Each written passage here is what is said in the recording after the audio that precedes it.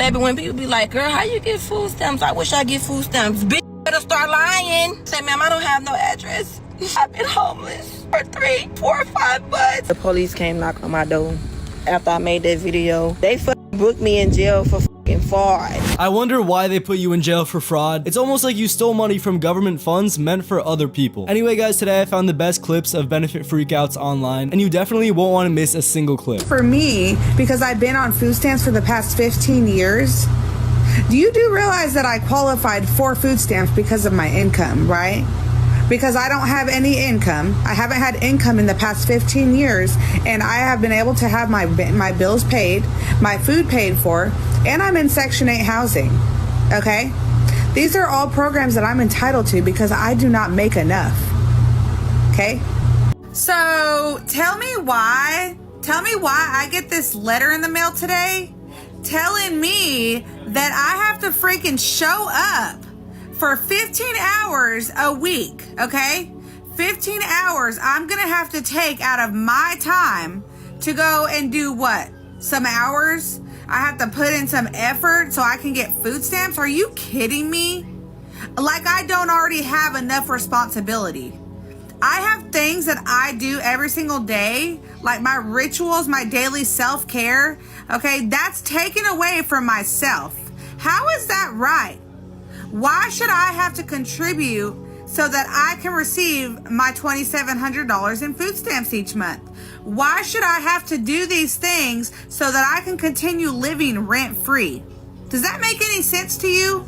Is there some way that I can get out of doing this shit? Because it is uncalled for.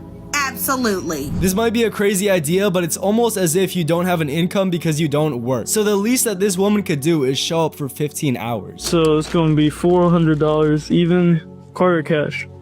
EBT. You said EBT? EBT. We don't take EBT here. It's not a store. Bro. They take EBT everywhere else. Come on now. Yeah, but this is hair, not food. Scamming her. No, we're not scamming, yo. You could try it, yo. It's not. So now I'm gonna use this everywhere else, but I can't use it here. Because yo, it's not a food store. Like you can only use you can only buy food with. Bro, this is rashes. Okay, yeah, but this is a hair store side. It's not food. You can't. Do I need snapping her? I mean, yo, you can do whatever, yo, but like we can't take EBT. Yeah, Bro, I'm stressed out. You either gonna take the card or what? Like, sorry, I can't do it, yo. I'm taking these braids out tonight. I need my bundles done tonight. I mean, I could try to hook you up, but we can't take EBT, yo. Alright, bro. Alright. Hey, yo, come back, yo. I have no idea why there are even videos like this popping up, because it's always been a known fact that EBT is food stamps, and obviously you don't need to be spending $400 on hair. The fact that you would even think about doing this instead of buying the essentials, aka food, in order to survive is insane. One thing for sure, two things for certain, I might not get no food stamps, but let me tell you, baby, I don't play when it's time to come to my kids, because they gonna eat all the time. They cut my food stamps, y'all, and I had to spend cash. But baby, don't you ever get it twisted. Don't you ever get it twisted. You feel me? Because they going to eat all the effing time. Don't play with me. I'ma feed mine. Looking like a whole snack. And I got some oxtails cooking in the bag, you feel me? And my kids want some chicken nuggets, fat and moussa. I spent $441 cash. Maybe it's a good thing that your food stamps got cut off, because you purely basically just bought junk food. You can see the frozen meals and brownies piling up in her freezer and the pantry. Not only do these things cost more than actual food, but they're definitely not healthy for you either. Here are 4 reasons on why I will never get a job. Number 1. If I get a job, they will cut off my food stamps. And I'm not gonna fucking risk that shit.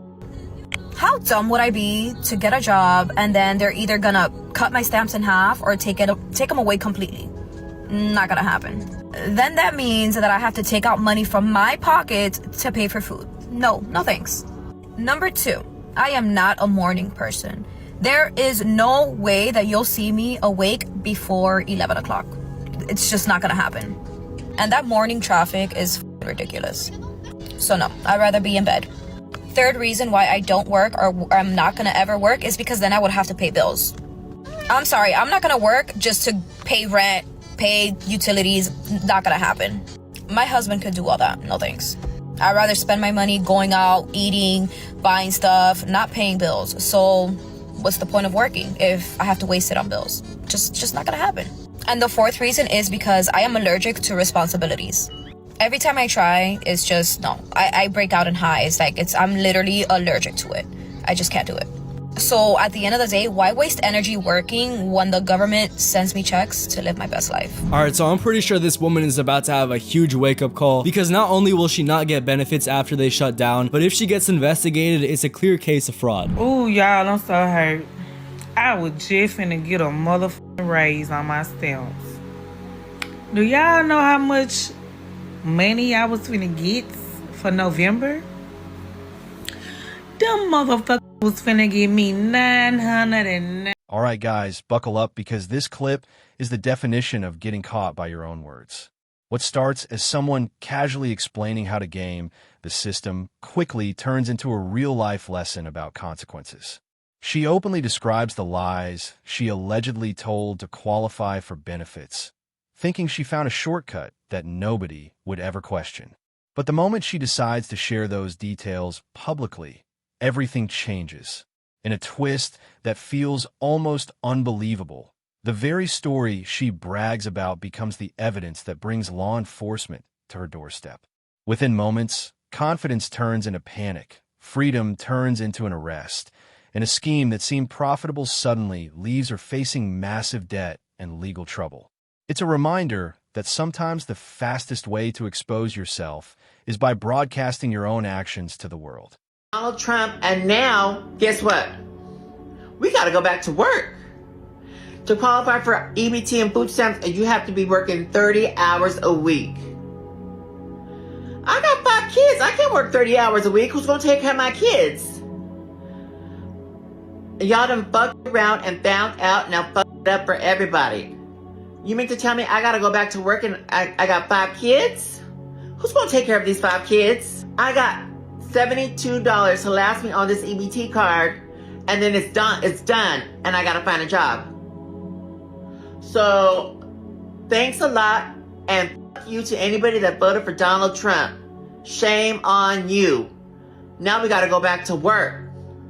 What am I gonna do? I mean, I'm sorry to break it to you, but 30 hours a week is borderline a part-time job. That really isn't anything crazy, and most Americans work more than 40 hours a week. And it might be a crazy concept for her, but most Americans and people in the world just work. They don't rely on the government to supply them everything in life. Americans, y'all need to be careful this weekend. Let me explain why. A bunch of people are about to lose EBT. Now, if EBT goes away this weekend, a lot of people have said that they're going to go raid their local stores and maybe even their neighbors' homes. They're going to feed their babies one way or another because that's America's responsibility. The taxpayers' responsibility is to take care of them, and if they're not going to do that through EBT, they're going to do that by donating their own stuff. That's the general sentiment. This weekend, we're going to have a ton of Americans that are going to go absolutely ballistic in the streets. What this means for you is, one, you might want to go do your grocery shopping. Unfortunately, I hate to be that guy and incite panic buying, but you might want to get some stuff. Don't go clear out the shelves, but make sure that you have food for the next week or two until this boils over. Now, if there's mass civil unrest this weekend, government responses are going to be a little bit slow because of, the government shutdown. What this means is we're in a period of very heightened vulnerability, and there's going to be a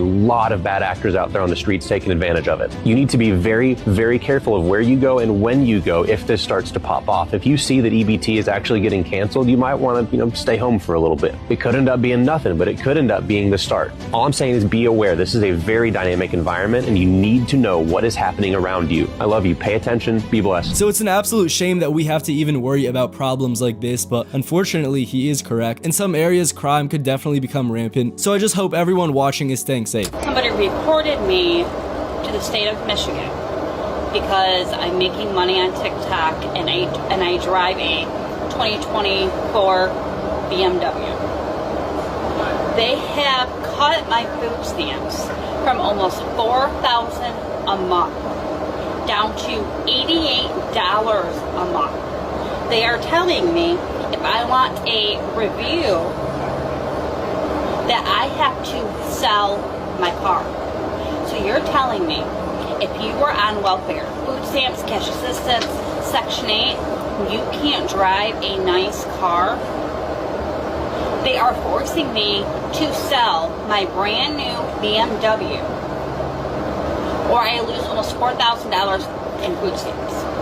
Not only that, they have taken my cash assistance totally away.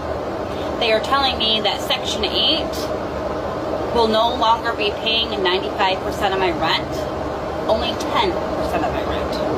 So I will have to pay a little over $400 a month now instead of $60. Obviously, if you're receiving assistance from the government, that money is not meant to be going to a super expensive brand new vehicle. You can buy an old, reliable, used vehicle instead, and a new BMW is quite literally the opposite of that. So I'm a low-income girly. I've been on food stamps on and off for the better part of like 6 years. I moved out of my parents' house when I was 20, so I'm 26 now, so I've been on food stamps for about that long. Tell me why.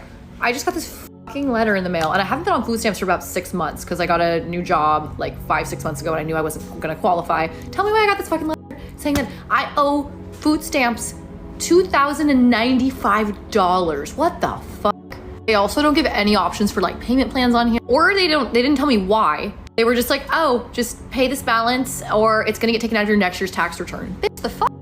And the letter came from the collection agency, the government collection agency of food stamps. Like, they have their own collection agency. Also, how evil do you have to be to work that job? Like, I just wanna know. Like, most people who have food stamps are not like well off enough to even be paying $2,000. Like, most of them don't have $2,000 in their bank account. I know, I sure as hell don't. Like, since when did food stamps become a loaning service? Since when do I have to pay this shit back? Like, I'm thinking about it and I'm like, there's no way. I'm sorry to break it to her, but the reason why she got the letter is she spent money that wasn't hers. If she put her income as something lower than what she actually made, then it only makes sense that you have to pay that amount back if you lied about it. Y'all hear me? Because of this government shutdown, they telling me I can't use my EBT in November. I got 7 kids with 7 men. 7! And that's the taxpayer's responsibility, okay? Y'all It's a crazy idea, but it's not the taxpayer's responsibility if you can go out and work. I'm still on food stamps.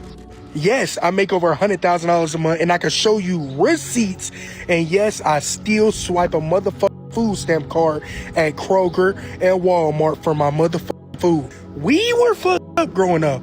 So if I can still have my food stamp plug that I pay $200 and she give me $400 in food stamps, yes, I'm going to use it, stupid motherfucker. I don't give a how much money I make. I still need to get my $400 a month for my food stamp plug. I'ma still pay half price. Why? Because I'm a young nigga and I come from a rough background. So there is a difference between being frugal and committing fraud, and this man is doing the latter, obviously. This man has an iced out watch and chain on, making $100K a month, and he can't spend the extra $200 on groceries. And he's just taking away from Americans who actually need it. Did y'all hear about the lady that committed welfare fraud? So she would go to Walmart every month and purchase 100 cans of soda, and then she would dump the cans in Walmart parking lot and then sell the cans for money. And one day somebody called the police on her. Now she's been doing this for months and months and months, probably a few years. And someone one day called the cops, and the cops came and said, what are you doing? Like, why are you dumping? She's like, I'm dumping the soda so I can sell the cans. They're like, but it's costing you more money to buy the soda than you'll get back on the cans. And she's like, no, I'm buying them with my food stamps. So she snitched on herself. And these cops said, that's fraud. And she's like, how is that fraud if I'm buying it with my food stamps? So this woman really went to jail and got arrested for food stamp fraud, and she has to pay back like $23,000. So I don't know what she expected to happen, but obviously she would not only have to pay that back, but obviously she would get in trouble for it too. And it's crazy how people are snitching on themselves as easily as this. But guys, just wait until this insane last clip. Maybe when people be like, girl, how you get food stamps? I wish I get food stamps. Bitch, better start lying. Bitch, lady called me and said, ma'am, I said, yes, ma'am. She gonna say, what's your address? I said, ma'am, I don't have no address. I've been homeless for 3, 4, or 5 months. I have nothing. My family won't let me stay with them, ma'am. I'm starving. While I'm kicked back in a motherfucking 3-bedroom and everything, living lovely.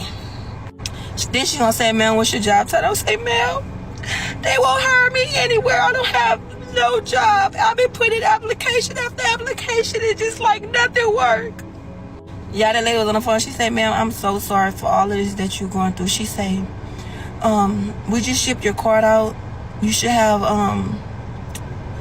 about $1,000 on your card from last month and this month, and your balance and your payment every month is gonna be $300. I was like, thank you so much, ma'am. Like, you just don't understand how hungry I've been. Let me tell y'all something. This was wrong with y'all. I know y'all mama ain't tell y'all. But you don't gotta tell everybody the motherfucking truth. A few moments later. Y'all, why the fuck the police came knock on my door after I made that video about the food stamp? They fucking booked me in jail for fucking fraud. I'm currently walking down the streets because bitch, as soon as they released me, bitch, I got the I'm waiting on my mama to pull up in my car and pick me up. I didn't make it to a damn neighborhood down the street from the motherfucking jailhouse. I don't know what the fuck, man. I'm just keep pushing. Like, what the fuck? Like, I cannot believe this happened, y'all. Do not lie. I swear to God, this shit caught up to me so fast. I literally just was talking about this on TikTok the other day. Now look at me. Buckle up, guys, because this section reveals just how quickly public assistance can become a serious legal issue when people push the limits too far.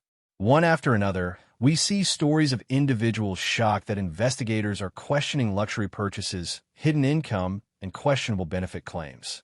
Some complain about losing thousands in assistance, while others openly admit to exploiting loopholes without realizing the consequences that can follow. The most surprising part is how many people seem willing to reveal these details themselves, creating evidence against their own interests. As each example unfolds, a bigger picture emerges about accountability, responsibility, and the risks that come with treating government programs like unlimited resources. The final story builds suspense perfectly and sets up the dramatic ending that follows. If you enjoyed this video, make sure to like, subscribe, and turn on notifications so you never miss our next upload. Thanks for watching, and we'll see you in the next video.